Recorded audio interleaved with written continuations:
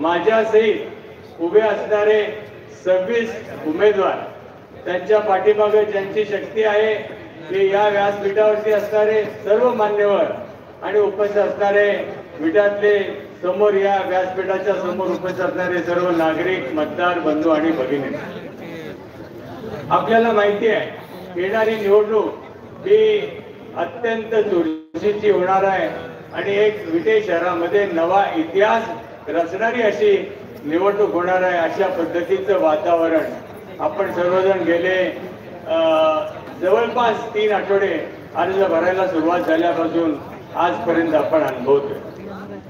ही विटे शहराची निवडणूक ही कशासाठी लढवायची आहे आपल्याला? विट्यामध्ये असणाऱ्या समस्या आपल्याला माहिती आहे.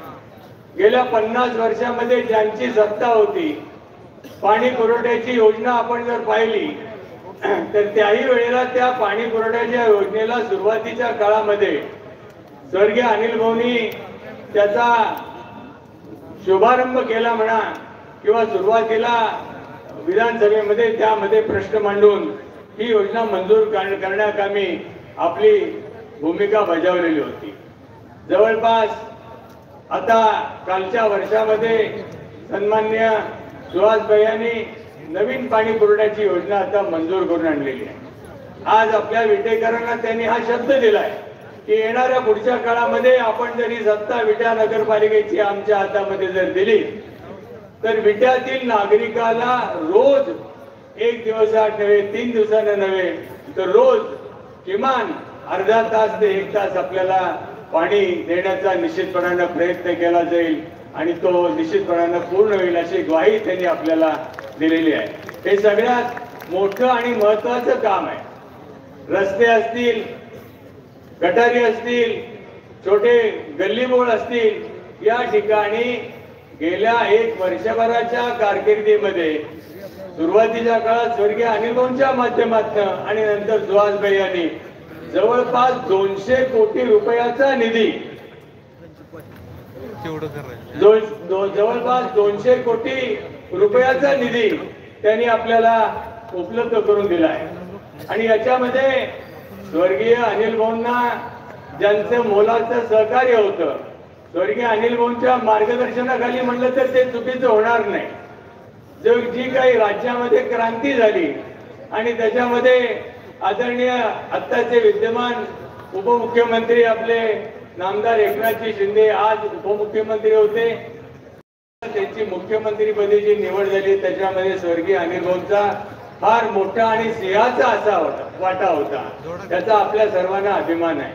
अनिल भाऊंच्या वरती एकनाथजी शिंदे साहेबांचं अतोनात असं प्रेम होतं. त्यांनी अनिल भाऊंना गुरु मानलं आणि अनिल भाऊंच्या मार्गदर्शनाखाली त्यांनी त्या ठिकाणी काम करण्याचा प्रयत्न केला. अनिल भाऊंना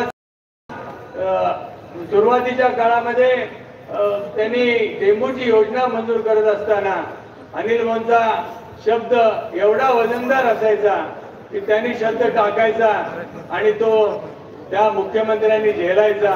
अशा पद्धतीनं आदरणीय एकनाथजी शिंदे साहेबांनी अनिल भाऊंच्यावरती प्रेम केलं.